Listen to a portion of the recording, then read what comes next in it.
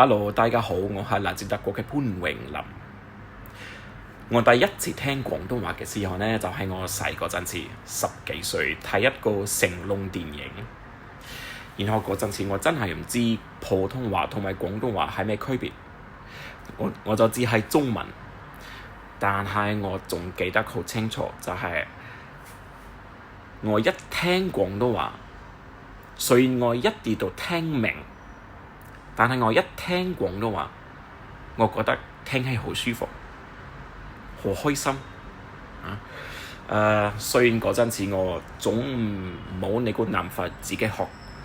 但係我第一次聽廣東話，我已經覺得呢個語言真係好新奇，好好聽，好有感覺，所以我一定都會努力學識呢個語言。所以而家講得仲有啲甩甩咳咳嘅，講得唔係幾標準，但係我日日都學，所以加油，下次見。